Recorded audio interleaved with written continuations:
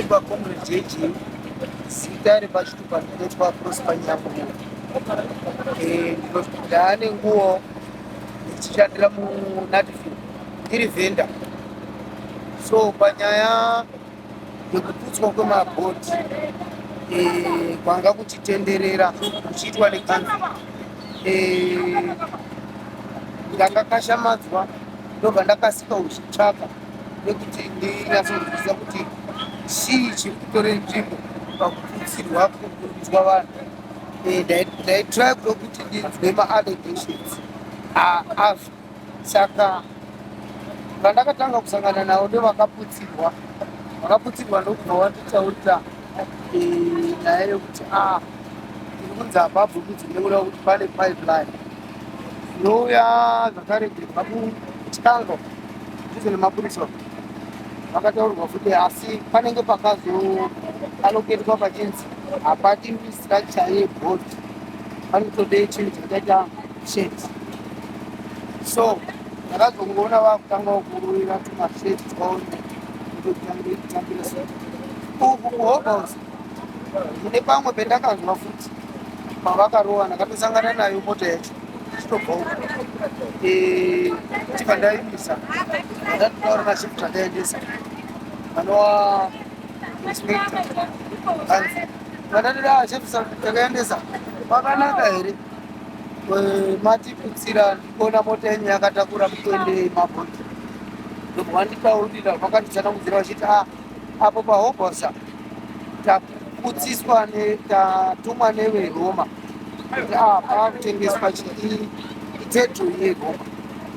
Ndo mapindurire vakandiita vachiti takanzi neveroma tivabvisire vanhu ivavo. Saka ndo chikonzero chaita kuti tipane. Ndobva tatoparadzana vachisungukwawo tichisara pari zvinezvi.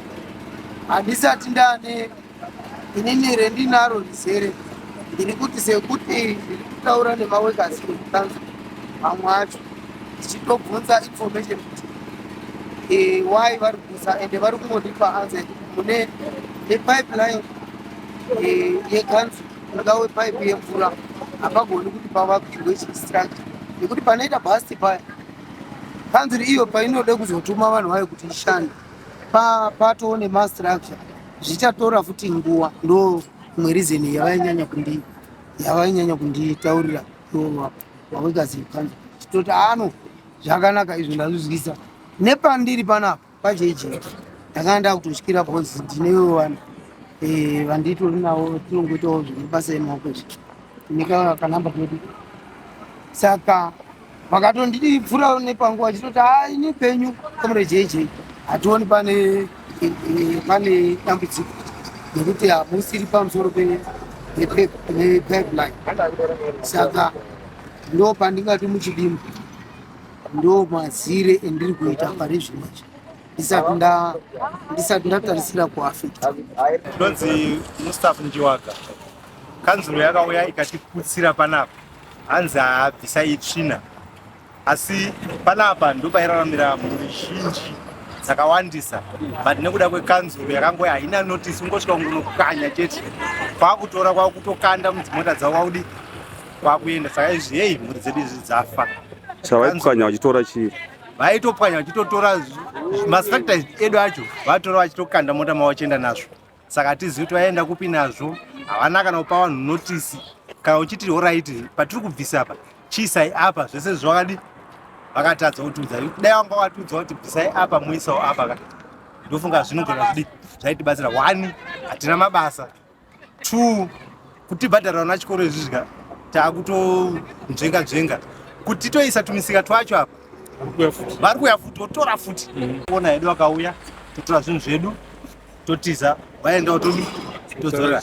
Asi manje chichemo chedu ndechekuti kana dai hurumende yedu yagonawo kuti toisa yoya ichitora hayo revenue, ndofunga zvinenge zvingabatsirawo vana vaende kuchikoro. Izvi vana vari kudzingwa tototadza kana kubhadhara mafizi acho hameno tochidiwo manje. Nzvimbo yamaiopareta muri ine inonzi chii? Panapa panonzi kona machikichori naJefford.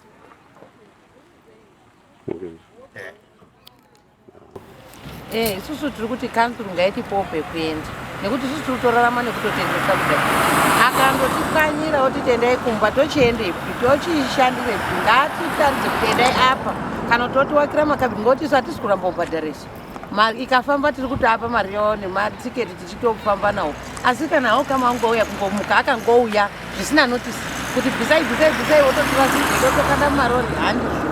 Ngaatipe pekuenda, ngaatitsvagire nzvimbo kwete kuti ndozvitutorarama nazvo muZimbabwe amakaomo. Ndiani? Kunzi pana chechiduku tinoitawo zvekawash kambani kedu kanonzi Ultimate Cleaners Experience kugezawo mota tiri kuHobhouse.